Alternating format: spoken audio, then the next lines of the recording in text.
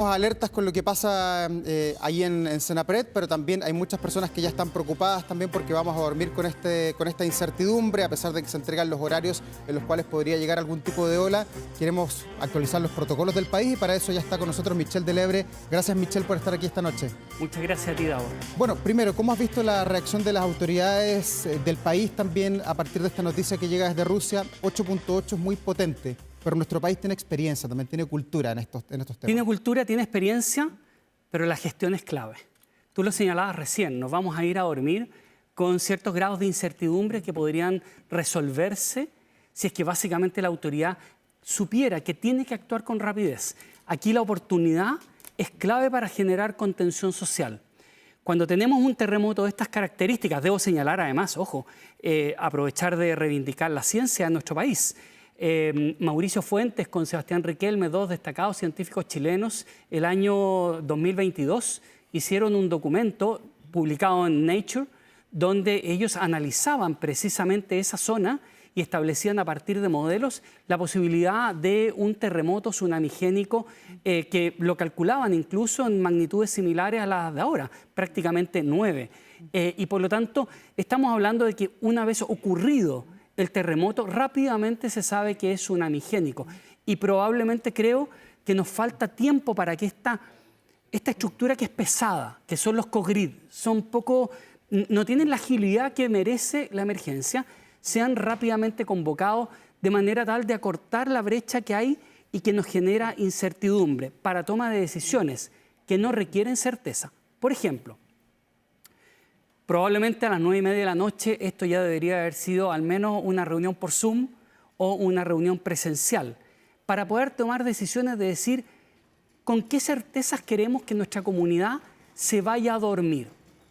Hay incertidumbre, los modelos se van a ir ajustando durante la noche, pero sí tenemos, deseando lo mejor y preparándonos para lo peor, algún grado de certeza bastante importante de que vamos a tener alguna llegada de tsunami en nuestras costas. Michelle, ¿y Chile hoy día tiene el sistema, el instrumental para ponerse en el caso de, porque claro, tenemos aquí información que llega de Japón, de Estados Unidos, Chile tiene las boyas DART, yo decía que estuvieron en algún minuto en la polémica porque no había dinero para efectuar una mantención de estas boyas. ¿Hoy día está funcionando bien el sistema de alertas de tsunami de Chile o no? A ver, lo que pasa es que este es un tsunami de campo lejano, por lo tanto nuestra principal información y la más temprana va a venir de la información de monitoreo que tenga el Pacific Tsunami Warning Center probablemente, ¿ya? Y que va a ser durante la madrugada. Pero las boyas DART, como tú señalas, son muy importantes porque nos van a dar una información muy certera de cómo venga el movimiento. Ahora, las boyas DART en realidad son muy útiles para el Pacific Tsunami Warning Center de terremotos que se generan en nuestra costa. O sea, de allá para acá. Exactamente, esa es muy útil, versus la vuelta de mano, es que a nosotros nos sirve mucho la información que ellos capten desde la zona del epicentro o hipocentro de este terremoto.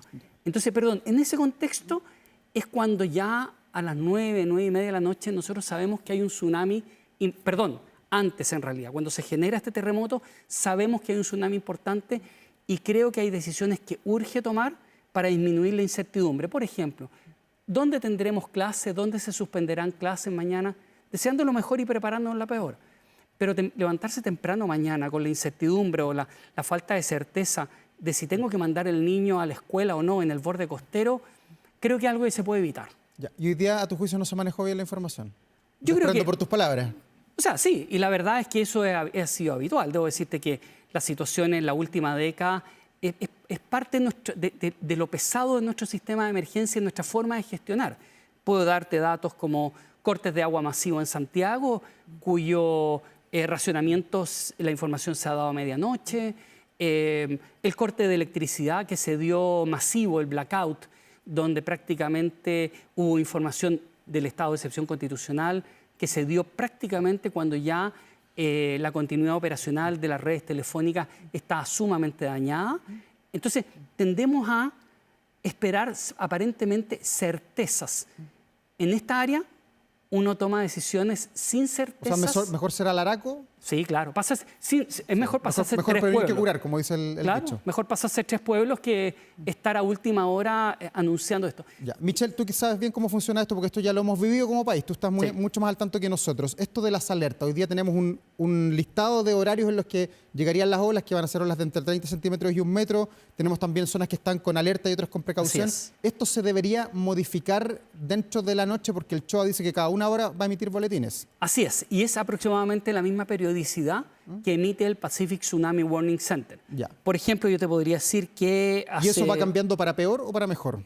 para peor o para mejor, pero además no nos olvidemos que el cómo ingrese ese tren de ola, independiente de cuál sea la costa norteamericana o la costa nuestra, va a ingresar dependiendo de las características de la bahía, etcétera. Por lo tanto, no es lineal el impacto y por lo tanto se requiere esa información más fina. Por ejemplo, hace poco rato el Pacific Tsunami Warning Center estableció un grado de alerta, por ejemplo, para lo que tenía que ver el estado de Washington, para California, etcétera.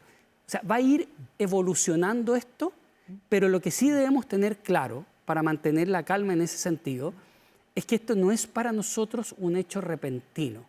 Tenemos para prepararnos muchas horas, para dormir tranquilo, levantarnos temprano, prender la televisión e informarnos, entre otras cosas, de cómo viene esto y a qué hora va a afectar y qué zonas va a afectar. Ya, y cuando se dice que puede haber un tsunami, por lo menos como está proyectado, de entre 30 centímetros y 1 metro, ¿eso qué significa? Porque de repente nos olvidamos de estos temas y en algún minuto los tuvimos muy presentes. ¿Qué significa? ¿Que sube la marea, que podría eventualmente entrar a alguna zona costera? Sí, efectivamente, no nos olvidemos el terremoto de 2011, Campo Lejano, Japón, donde básicamente cerca de 15, 20 horas después nos llega un tsunami y ese tsunami va a afectar de maneras diferentes. En algunas zonas, por ejemplo, podríamos tener desde un tsunami meramente instrumental hasta el otro extremo, que podamos tener grados de destrucción, como por ejemplo podría ser lo más lógico, caletas de pescadores, o que tú tenías un río que llegaba, ¿cierto?, a la costa y por la conformación de la bahía, el tsunami no solamente se quedó con la barrera de la costa, sino que además ingresó por esa suerte de camino que permite penetrar en el territorio. Por suerte estamos en verano, muchos de los ríos están con poca, estamos con poca agua. Y tenemos un elemento, qué bueno que lo señalas, en invierno. Mañana vamos a tener probablemente, o podríamos tener evacuaciones. Hay quienes se quieren preparar hoy día en la noche y quienes nos están viendo, bueno, consideremos la variable meteorológica.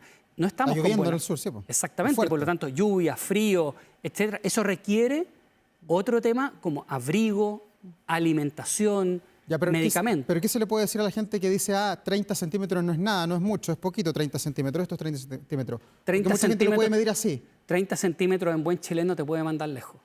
¿Te puede matar? Sí, sí. O sea, claramente, porque no nos olvidemos, esto no es una ola, es una masa. Es una masa, básicamente. Nosotros en las imágenes solemos ver en las gráficas como la ola casi surfeable. No, esto es una masa y por lo tanto 30 centímetros te puede botar. Y hay una recomendación, otra medida que podría tomar la autoridad política, cerrar el borde costero de ciertas zonas. Porque a mí no me cabe duda que hay quienes van a querer ir a sacarse la mejor selfie o hacer el mejor video viral en el borde costero. O sea, de partida la Avenida Perú, que es famosa por esta gente que tiene actitud temeraria. Así es, así es. Y eso, por ejemplo, esta noche es el momento de tomar posesión de esos bordes costeros donde estimamos que pueda haber mayor afectación para que básicamente copemos el territorio y le digamos a la gente, aquí estamos tomando decisiones. Creo que eso es importante en las horas en que las personas todavía están despiertas y están informándose. ¿Qué, de alguna manera, moraleja podemos sacar de lo que ocurrió hace un par de meses, sobre todo con este terremoto que hubo cerca de Puerto Williams, que obligó prácticamente a evacuar todo Punta Arenas y después la gente decía, bueno, ¿por qué evacuamos?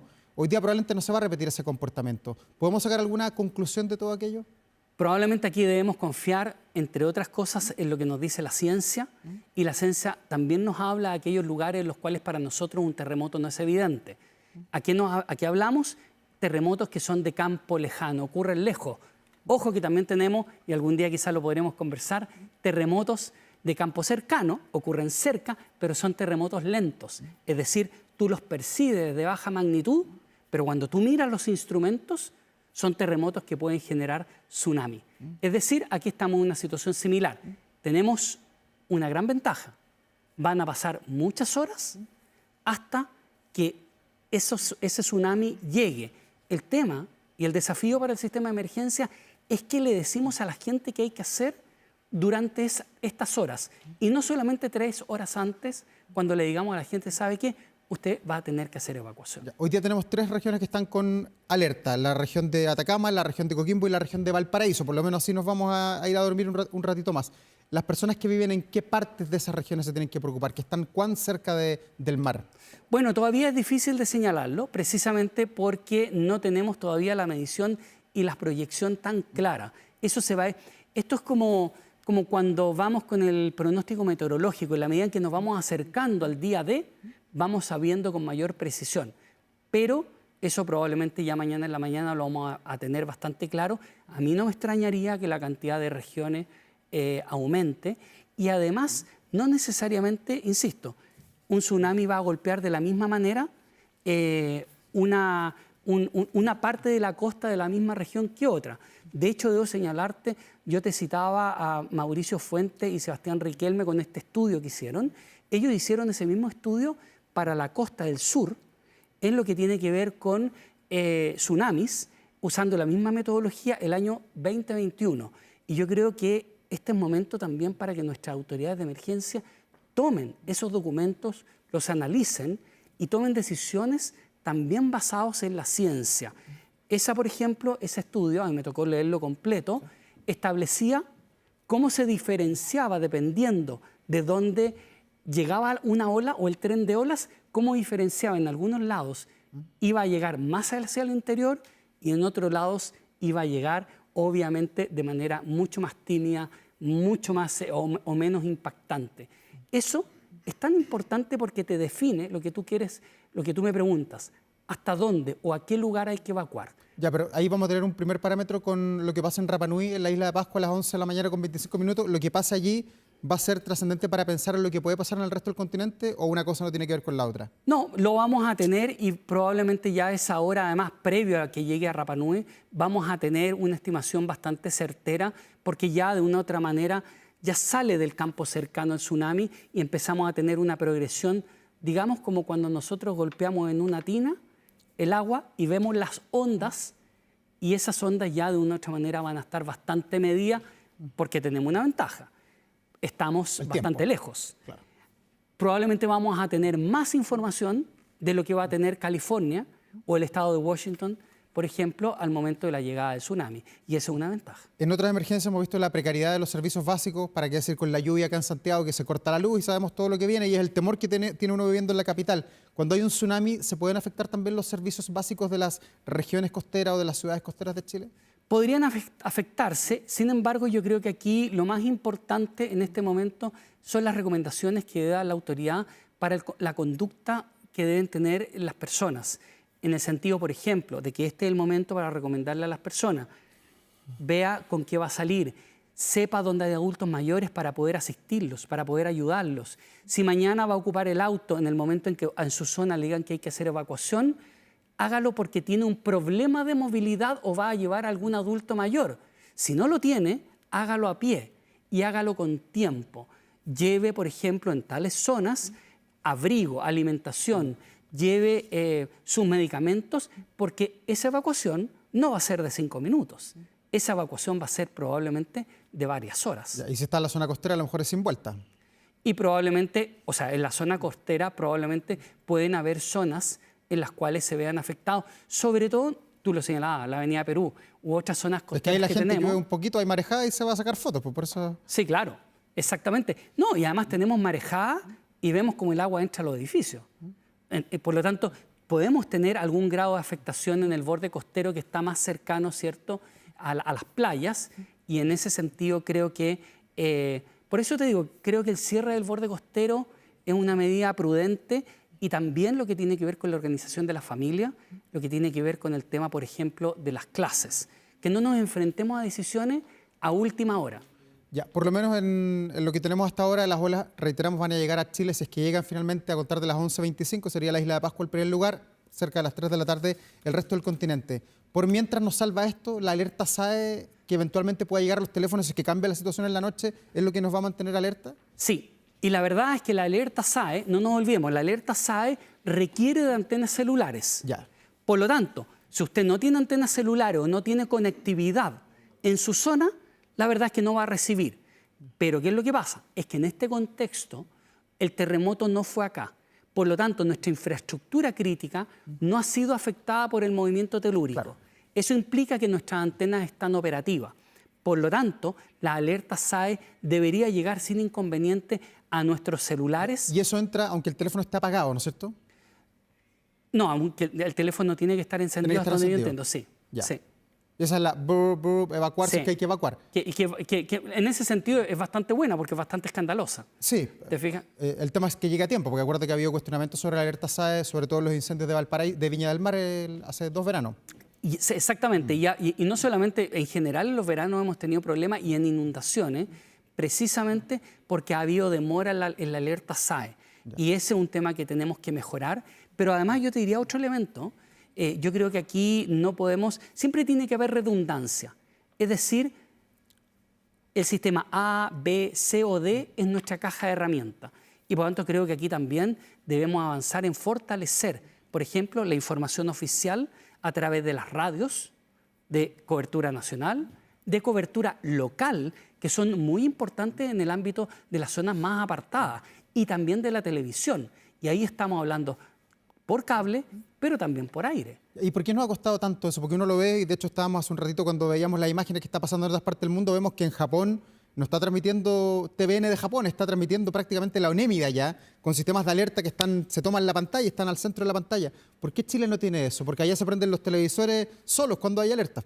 Porque nosotros tenemos todavía debilidad en nuestro sistema de emergencia como modelo de gestión y de profesionalización de nuestro sistema. No lo digo desde el punto de vista de las personas que trabajan, sino que hablo de normas, estándares, procedimientos, que estamos muy atrasados. Debo recordarte incluso una realidad más local.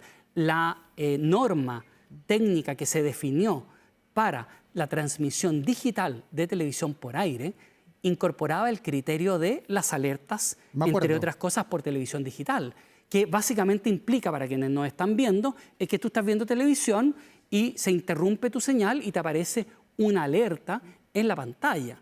Hoy día, de hecho, la tecnología de muchos televisores viene con que el televisor se enciende. Aunque esté apagado, básicamente se va a encender el televisor y te va a lanzar la alerta. En eso llevamos mucho atraso y nuestro sistema se ha transformado un poquito en celular dependiente. ¿Y eso por qué tanto atraso? Porque yo creo que hay una misma mirada de todos los sectores en torno a tener más elementos de precaución, sobre todo cuando tenemos los incendios forestales, que ahí uno está como a ciegas en un sector. Aquí todos sabemos porque se remesa el piso. Yo creo que falta voluntad política. Y en eso no se ha diferenciado desde el 2010 en adelante. Porque la verdad es que estamos hablando, cuando hablamos de esto, además señalémoslo, estamos hablando de tecnología y soluciones que tienen décadas en el mundo. Por ejemplo, el que tú vayas en el auto y desde un centro de operaciones de emergencia se bloquee tu radio. Eso fue desarrollado en la década de los 90 en países como Estados Unidos y tú puedes ir escuchando música y el centro de operación de emergencia levanta la alerta y simplemente te bloquea la señal de radio y te da la información. Eso hasta el día de hoy se sigue ocupando, siendo una tecnología antigua, pero es la redundancia. Sigue ocupándose en muchos países y lamentablemente tecnología tan antigua, siendo un país el nuestro, que somos muy soberbios con los rankings, pero debemos reconocer que cuando decimos que estamos dentro de los países con mejor tecnología de comunicaciones y conectividad en el continente y dentro de los países OCDE, no estamos siendo soberbios, es la realidad.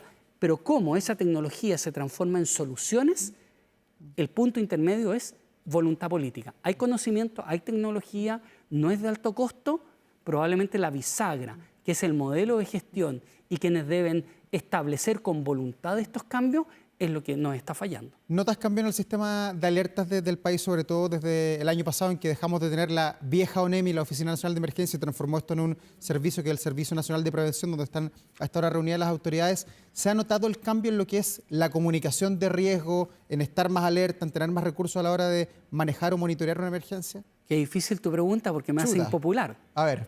Pero voy a hacer, para mitigar un poco eso, quiero citar 2 comisiones investigadoras que han habido en los últimos 2 años, asociadas a incendios forestales, donde las 2 han señalado que el sistema SAE debe ser complementario, que entre otras cosas el sistema SAE tiene limitaciones porque no te dice, no te da instrucciones, te dice que evacuar, pero no te dice hacia dónde. Pero eso ya ocurrió en los últimos 3 años, han ocurrido esas 2 comisiones investigadoras. Desde el punto de vista de comunicación de riesgo, creo que es lo que estamos viendo hoy día. Hay mucha información que estamos compartiendo en este momento, como por ejemplo cómo prepararse para una evacuación para mañana. Es una información que debía haberse dado, obviamente, a eso de las 10 de la noche como recomendaciones de preparación comunitaria. Y lo último, para ir a las cifras, presupuesto público. El programa de organización y entrenamiento comunitario de Senapred no ha variado en los últimos años, en los últimos gobiernos, y estamos hablando que para este año estamos hablando de cerca de 83 millones de pesos para todo el año y para todo el país. Eso, la verdad, es que es un presupuesto absolutamente insignificante y probablemente lo que debería ser una de las políticas públicas más fuertes en emergencias en Chile es probablemente una de las políticas públicas más débiles. Hemos hablado muchas veces de emergencias, de que hay más emergencias realmente, sobre todo vinculadas al cambio climático, que han dejado el desastre, por supuesto, en algunos sectores, pero hay también más emergencias como esta que son del tipo geológica, de movimientos de placa, ¿o es solo una percepción? Yo creo que, a ver, si analizamos los últimos 15 años, lo cual es preocupante, durante los últimos 2 gobiernos, para fijarlo en temporalidades que muchas veces se habla, no hemos tenido megaterremotos. Y la verdad es que si pensamos la década anterior, tuvimos 27F, tuvimos megaterremoto en el extremo norte, terremoto con tsunami destructivo en el norte chico, un terremoto en el extremo sur, ¿te fijas? O sea, básicamente hemos tenido 2 años bastante pasivos en materia de terremotos. ¿Por qué te lo digo que no es buena noticia? Es porque en la medida en que pasa el tiempo, la energía se sigue acumulando y en algún momento dado se libera. Y por lo tanto tenemos a lo menos 3 brechas sísmicas importantes en el país, muy importantes, y que básicamente cuando no van ocurriendo estas emergencias, vamos bajando la guardia. Y por lo tanto creo que estos años de silencio deben permitirnos a nosotros fortalecer la musculatura. Y eso creo que todavía está débil. Pero creo que, insisto, la tecnología está, el conocimiento está, los modelos de gestión están. Falta la voluntad política de los gobiernos para poder considerar que este es un área de la seguridad pública que es muy importante. Debo decirte que cuando estamos hablando de tsunami, no nos olvidemos no solamente proteger y salvar vidas, hablemos de la economía, lo que significa, por ejemplo, el impacto en nuestros puertos. Y eso pareciera que en materia de infraestructura crítica no lo consideramos. Entonces hay que ver estas simulaciones que surgen con seriedad para tomar decisiones basadas en la ciencia, basadas en la evidencia y en la experiencia de otros. Claro, y Chile ya lo vivió con Talcahuano, ¿te acuerdas que se destruyó completamente en el tsunami del 2010, del 27F? Así es, y no nos olvidemos, por ejemplo, en el caso de la región del Maule, donde a mí me tocó estar... En Constitución, en la isla de Orrego, sí. Asesorando básicamente en la continuidad operacional de la red hospitalaria, donde perdimos, en esos poco más de 3 minutos, perdimos cerca del 51% de todas las camas hospitalarias de la región y los 2 hospitales más importantes, Curicó y Talca, con daño estructural. Entonces, hay que comprender la relevancia también de la continuidad operacional de sistemas esenciales y funciones esenciales. Estamos hablando desde los puertos, los hospitales, etc. Ojo, hoy día nos olvidamos de que para continuidad de gobierno, muchas de nuestras sedes municipales, de gobiernos regionales, están en zona de inundación. La pregunta es, ¿nos vamos a recordar de eso cuando venga un tsunami y básicamente afecte esa infraestructura? ¿O no deberíamos estar haciendo un plan de corto, mediano y largo plazo para ir ya estableciendo la movilidad de esa estructura hacia otro lado? Lo mismo, por ejemplo, con jardín infantil. Cierro con un tema muy concreto, no hace tanto atrás. Tsunami destructivo en Coquimbo y centro de la Teletón. Entonces, hay elementos que están. Pues si tú vas a los planos reguladores, a los municipios, tú vas a tener y vas a saber qué infraestructura está sometida a una línea de inundación y cuál sí o sí tienes que mover. Ya. Michelle, son las 11 de la noche con 31 minutos. A esta hora, la gente que está a punto de dormirse, porque hay gente que nos ve todos los días, pero hay gente que a esta hora ya se va al tuto. ¿Qué recomendación le das? ¿Tiene que dormir tranquilo hoy día? Sí, yo creo que sí. Pero yo antes de dormir lo que haría, primero, planificaría mis movimientos del día de mañana. Si es que partiendo por levantarme temprano y saber si el gobierno tomó la decisión de suspender clases en algún lugar. ¿Y eso lo ves previsible, sobre todo en las regiones que están con alerta, Atacama, Valparaíso y Copiapó? Si tú me Coquimbo, perdón. Si tú me preguntas deseando lo mejor y preparándose para lo peor, comprendiendo que las evacuaciones o todas estas decisiones no son bruscas, requieren un proceso de movimiento de la gente, yo te diría que hay ciertos lugares, probablemente como esos que tú señalas, que en algunas escuelas deberían suspenderse las clases por un tema muy simple. Yo no puedo someter a las familias a que estén durante toda la mañana con una atención pensando en si de una u otra manera mandan a la escuela a su niño o no. Esas familias requieren llamar por teléfono, requieren movilizarse, poner la disyuntiva a la familia entre mando a mi niño a la escuela o no, voy a trabajar o no. Es muy complejo, sobre todo a esta hora de la noche y mañana temprano en la mañana. Todavía hay tiempo para organizarse. Pero yo te diría que a lo menos establecer ciertas cosas. Recuerde que mañana, si le toca evacuar, tiene que cortar el agua, tiene que cortar el gas, tiene que cortar la electricidad, si usted está cercano al borde costero. Revise cuál es el punto de encuentro en su zona, que va a estar probablemente sobre la cota 30. Si tiene adulto mayor, preocúpese de que lleve un set de sus medicamentos en el bolso.